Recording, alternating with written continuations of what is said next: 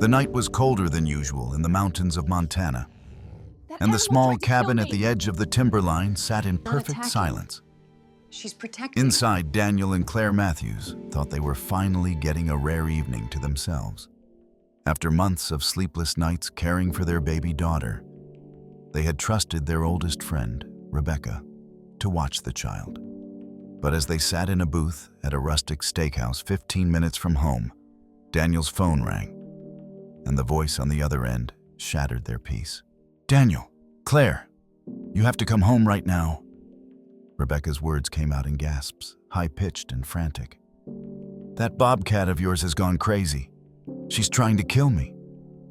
I'm locked in the bathroom and I can't get out." Claire froze, fork halfway to her mouth. "What about Emma? Is Emma safe?" "She's crying in her crib," Rebecca said, her voice trembling. "But I can't get to her because that animal is blocking the door. Please, hurry." The line clicked off. Daniel was already signaling for the check while Claire clutched her coat with shaking hands. The short drive home felt endless. Headlights cut across the winding road, but neither spoke. Their thoughts raced with images they couldn't bear. Their baby alone, their trusted pet suddenly dangerous, their best friend terrified. When they finally pulled into the gravel drive, the house looked calm, almost too calm. No lights flickered, no sounds carried into the night. But as they stepped inside, the muffled cries of their daughter reached them down the hall, sharp and desperate. Claire rushed ahead, heart pounding, and pushed open the nursery door. There was little Emma, standing unsteady in her crib, cheeks streaked with tears. And directly beneath the crib, crouched low but steady, was their bobcat, Willow. Her golden eyes locked on the doorway, her body tense, not in attack, but in defense. "Emma, sweetheart," Claire whispered, scooping the baby into her arms. The child's sobs softened immediately against her chest. Willow didn't move. She stayed planted beneath the crib, a silent sentinel, eyes unblinking, as though guarding the space from something unseen. Daniel moved down the hall. "Rebecca," he called. A door creaked open, and Rebecca appeared from the bathroom, pale and shaking. "Is she locked up?" she demanded, glaring toward the nursery. "Because she nearly tore into me." Claire frowned.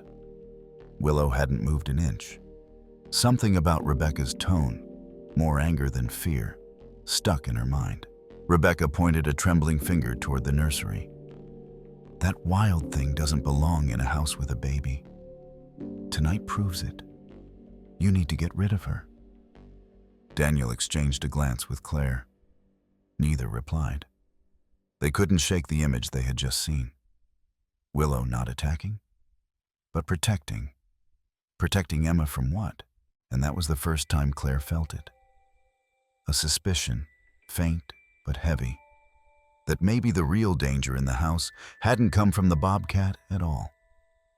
To understand why Willow mattered so much to the Matthews family, you'd have to go back 3 years. Claire and Daniel had always dreamed of having children. But after 2 miscarriages and years of dashed hopes, their home had grown quiet, heavy with disappointment. Then one spring morning, Daniel, who worked as a park ranger near Glacier Creek, found an injured young bobcat tangled in an old trap near the edge of the forest. The cat was barely alive, her leg bleeding, her body trembling from exhaustion. Most rangers would have followed protocol, call wildlife control, let them decide. But Daniel couldn't walk away. He wrapped the fragile creature in his jacket and carried her into the cabin. Claire remembered the first time she laid eyes on her. "She's beautiful," she whispered, brushing away the dirt from the young bobcat's fur. They named her Willow, for the tree that bent with every storm but never broke. Under Daniel's careful treatment and Claire's constant attention, Willow recovered. The original plan had been to release her, but when the time came, she kept returning. Once, twice, 3 times. She found her way back to their cabin, as though refusing the wild that had nearly destroyed her. By then, Claire's freelance work as a children's illustrator allowed her to stay home. Willow would spend her days nearby, resting by the wood stove, padding softly across the porch, or shadowing Claire through the meadow. "She's chosen us," Daniel admitted at last, filing for the special permit that allowed Willow to stay legally under their care. For a while, Willow was more than just a pet. She was their family, filling a space that grief had hollowed out. So when Claire discovered she was pregnant a year later, she worried Willow might become jealous. But the opposite happened. The bobcat began curling around Claire's stomach at night, purring with a low, steady rhythm, as if she sensed life where Claire herself barely dared to hope. When Emma was born that autumn, Willow greeted her with a chirp, the same sound mother bobcats use for their kits, then stationed herself under the crib, night after night, refusing to leave. She was gentle, alert, and impossibly protective. Even Claire's skeptical mother-in-law had been forced to admit, "That animal thinks she's Emma's guardian." And for months, everything felt right. Willow alerted them when Emma stirred before the baby monitor even buzzed. She lay at the edge of the playmat while Emma learned to roll and crawl. Daniel once joked, "She's cheaper than daycare," which is why, when Rebecca, Claire's closest friend from college, offered to help babysit, neither of them expected any trouble. Rebecca had been maid of honor at their wedding. She was Emma's godmother. Surely if there was one person they could trust, it was her. But the very first day Rebecca walked into the cabin to take Emma in her arms, Willow's ears flattened and a low growl rumbled in her chest. Claire laughed nervously, brushing it off. "She's just being protective," she said. "She'll get used to you." Only, Willow never did. Each time Rebecca came, the bobcat shadowed her every move, eyes fixed, body tense. She would wedge herself between the crib and Rebecca, block doorways, and hiss if Rebecca leaned too close. At first, it seemed almost comical. Then it became unsettling. "Your cat really doesn't like me," Rebecca said once with a forced laugh. But when Claire took Emma back into her own arms, Willow relaxed instantly, as if a storm had passed. The Matthews chalked it up to instinct. Until that night at the restaurant, when Rebecca called in panic. And now, as Claire replayed the scene in her mind, Willow crouched under the crib, Emma safe in her arms. She realized the question that would haunt her. What exactly had Willow been protecting their daughter from? The morning after the incident, the cabin felt different. Claire couldn't shake the image of Rebecca's face, pale, lips trembling, eyes flashing with something between fear and anger. And she couldn't ignore the way Willow had stayed so calm once Emma was back in her arms. Daniel brewed coffee in the kitchen, his movements slower than usual. "You believe her?" he asked quietly, sliding a mug across the table. Claire stared into the steam. "I don't know. Rebecca's been my friend for 20 years. She held my hand when I lost my first baby. She's Emma's godmother. But..." Claire trailed off, thinking of Willow, planted under the crib like a soldier on duty. "Willow has never acted like that with anyone else.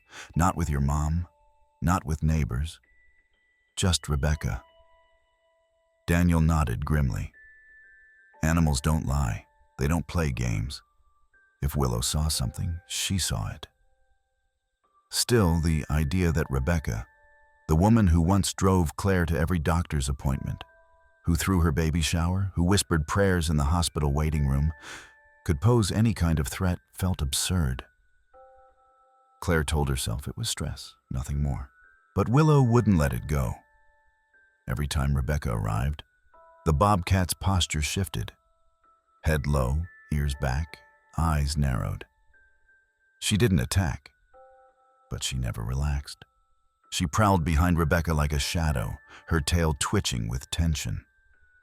One afternoon, while Rebecca rocked Emma in the living room, Willow leapt silently onto the arm of the couch, just inches away.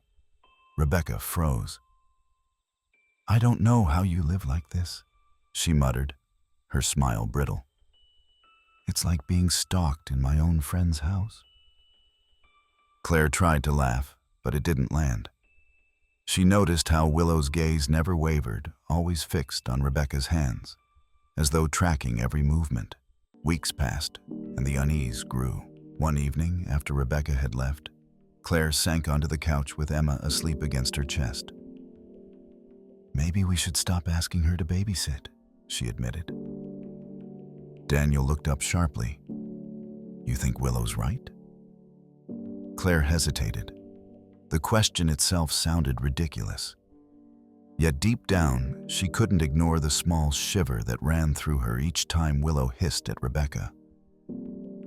"I think," Claire said slowly, "that Willow knows something we don't." And then came the night. Everything broke open. Daniel and Claire had planned their first date night since Emma's birth. Just dinner at the local roadhouse, nothing fancy. Rebecca insisted she was happy to watch Emma. "You two need this," she said warmly, pressing Claire's hand. At first, the evening felt almost normal. Candlelight, the hum of conversation, the comfort of being just husband and wife again. But halfway through their meal, Daniel's phone buzzed across the table. The name flashing on the screen froze them both. Rebecca. Her voice, when he answered, was shrill with panic. "She's gone wild. Willow's trying to kill me. I barely made it out of the nursery. I'm locked in the bathroom and I can't reach Emma." Claire's blood ran cold. Emma. Alone. Crying. They drove home faster than they ever had before, gravel spitting from the tires. Claire's heart hammered against her ribs as if trying to escape. When they burst through the front door, the truth hit them like a blow. Emma crying in her crib. Willow crouched beneath it, tense, unyielding, eyes trained on the hall. Not wild, not feral, guarding. And in that moment, Claire's unease hardened into something sharp. A suspicion that maybe, just maybe, Rebecca's story wasn't the truth at all. The next morning, Daniel woke before sunrise. He couldn't sleep. The house was too quiet, except for Willow's soft breathing at the foot of Emma's crib. He poured himself a mug of black coffee, then sat down at his computer. Their cabin had been outfitted with security cameras when they received the permit to keep Willow. It was a requirement. Officials wanted proof that a bobcat in a family home could be monitored. Most days, the footage gathered dust on a server. But today, Daniel felt a chill as he logged in. The first hours of last night were uneventful. Rebecca feeding Emma mashed carrots, playing with her blocks, even singing softly while rocking her in the chair. Willow lingered nearby, pacing, but not interfering. Claire would have smiled at the sight, her oldest friend caring for her daughter with gentle hands. But then Daniel reached the moment just before the frantic phone call. The camera in the nursery caught it all. Rebecca laid Emma gently in the crib. Willow slipped into her usual spot on the floor, eyes sharp but calm. Then, with her back to the camera, Rebecca reached into her sweater pocket and pulled out something small. At first, it looked like a toy. But when Daniel zoomed in, his stomach turned cold. It was a tiny black lens, no bigger than a button. Rebecca bent low, sliding the object between Emma's stuffed animals. She took out her phone and snapped photos of the placement, glancing nervously toward the door. Daniel's breath caught in his throat. He rewound, watched again. No mistake. A moment later, Rebecca pulled another device from her pocket, a thin transmitter. She shifted Emma's blanket to hide it beneath the mattress. That's when Willow rose to her feet, hackles bristling, a deep growl filling the room. Rebecca jerked around, startled, her expression hardening. She shoved the transmitter back into her pocket and made for the door. But Willow lunged, Not for Rebecca's face or throat as she had claimed, but straight at her pocket. Rebecca shrieked and bolted, slamming the nursery door behind her. Willow turned back immediately, pawing at the crib until the tiny camera tumbled onto the rug. She batted it aside, then crouched again beneath Emma, her golden eyes fixed on the hall like a guard at her post. Daniel leaned back, hands trembling against the keyboard. His friend, Claire's best friend, had planted surveillance equipment beside their baby. He checked earlier footage, more nights, more visits. Each time Rebecca thought she was unseen, she slipped similar devices near the crib, only to remove them before the Matthews returned home. Until last night. Until Willow decided enough was enough. Daniel shut the laptop with a shaky breath. He had to tell Claire. But more than that, he had to call someone else. Because this wasn't just betrayal. This was a crime. When Claire saw the footage, she nearly dropped Emma from her arms. Her face drained of color as the tiny camera came into view on the screen. "That's in her crib," Claire whispered, voice breaking. "She put that next to our baby." Daniel's hand closed around hers. "It's worse. Look here." He rewound to the transmitter, the way Rebecca had slipped it into her pocket when Willow lunged. Claire covered her mouth, her breath shallow. Why would she do this? Why Rebecca? She's family. The questions clawed at the air, but there were no answers they wanted to believe. Daniel picked up the phone, his voice steady despite the tremor in his hands. "We have to call the sheriff." By afternoon, 2 deputies arrived at the cabin, followed by Detective Maria Sanchez, a seasoned investigator with kind eyes and a voice that carried quiet authority.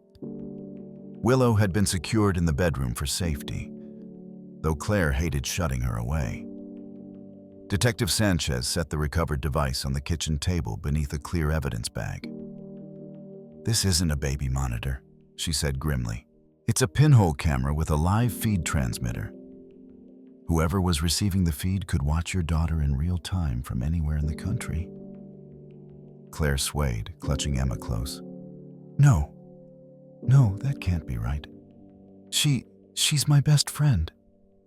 "I know this is difficult," the detective said gently, "but the equipment is specialized. It's the kind we usually see in exploitation cases." Daniel felt his stomach twist. "You mean she was filming Emma for—" He couldn't finish. Detective Sanchez gave a solemn nod. "That's one possibility. But until we trace the server connection, we won't know the full scope." The silence in the room was heavy. Even Emma, sensing the tension, whimpered softly against her mother's shoulder. Claire finally spoke, her voice hoarse.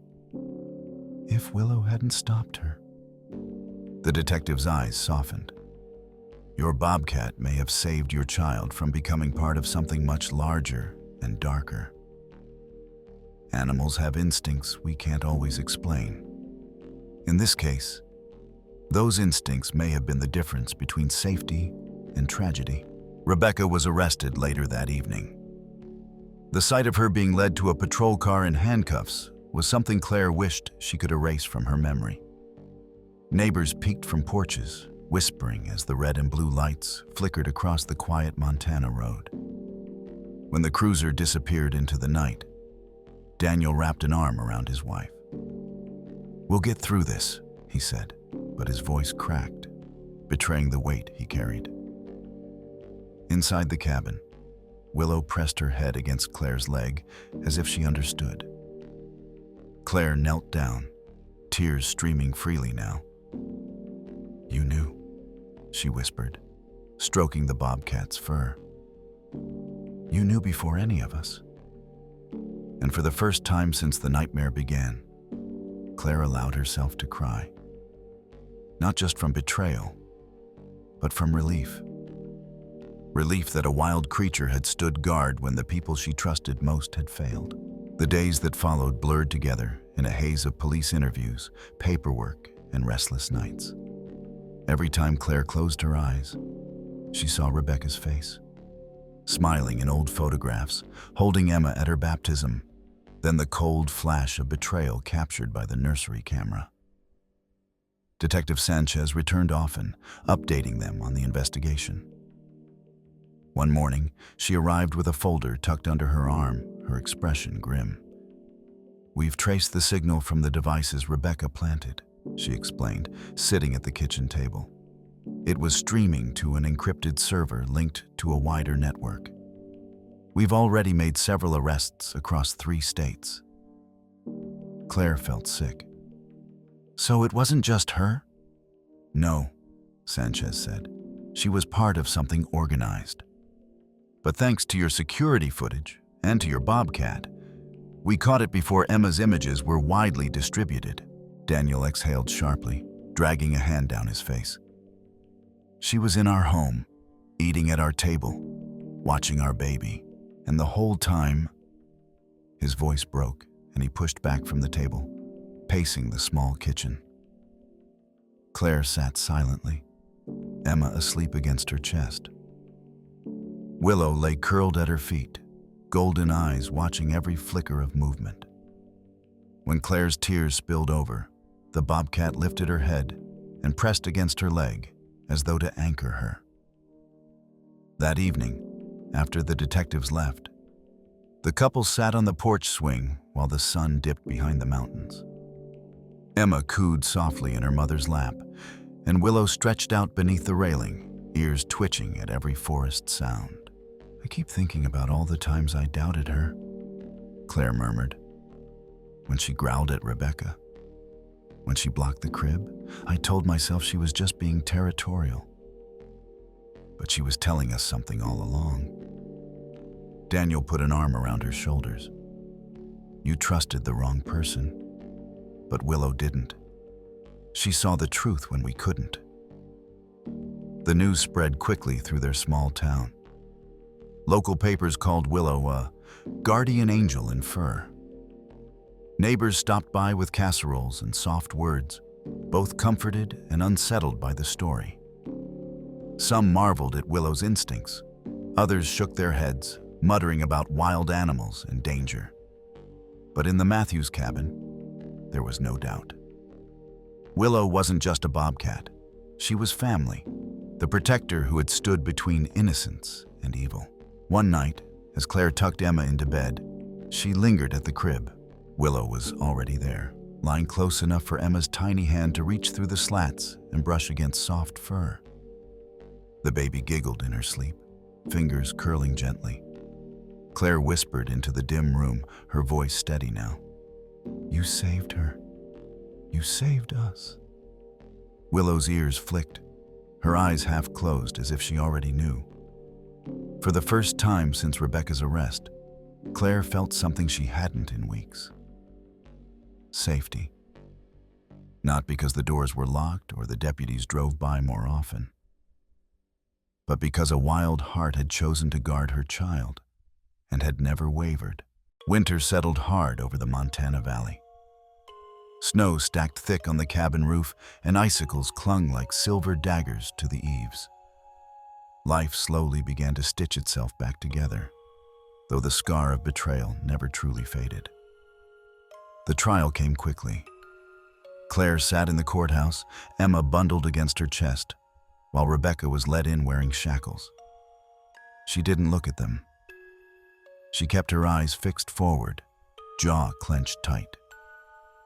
The prosecutors laid out the evidence, the hidden devices, the server connections, the arrests that followed across several states. When the verdict was read, guilty on multiple counts, Claire felt no satisfaction, only a hollow ache. The woman she had once trusted most was gone, replaced by a stranger who had nearly destroyed everything. It was the judge's words at sentencing that struck deepest. This case is a reminder that innocence often has protectors we do not expect. In this instance, that protector had 4 legs and golden eyes. Back at the cabin, Willow returned to her routines as if nothing had changed. She padded through the snow beside Daniel when he fetched firewood, purred softly at the crib each night, and kept her silent vigils by the windows, watching the tree line. But for Claire, everything was different. She saw Willow now, not only as the creature who had chosen them years ago, but as the reason Emma was safe in her arms. The bond between woman and Bobcat had deepened into something unspoken, something that felt older than language. On Emma's first birthday, family and neighbors gathered at the cabin. Balloons bobbed in the cold air, and the smell of chili simmering on the stove filled the house. Everyone laughed when Emma smeared frosting across her cheeks, her giggles echoing like bells. Through it all, Willow remained close, lounging under the pine tree in the yard, her gaze never straying far from the toddler. People whispered about the Bobcat at the party, about whether it was safe, about how strange it was. But when Emma toddled toward Willow and collapsed against her side in a clumsy hug, the animal simply nuzzled her gently, a low purr rising from deep in her chest. Detective Sanchez had come too, standing quietly at the edge of the crowd. She watched the scene with a rare smile. "You trust her judgment now?" she asked Claire softly. Claire nodded, eyes shining. "With my life." The detective's expression turned serious. "Don't underestimate what she gave you. Without Willow, who knows how long it would have gone on? Who knows how many more children would have suffered?" Claire looked out at the Bobcat and her daughter, nestled together in the snow-dusted yard. For the first time in months, her chest loosened.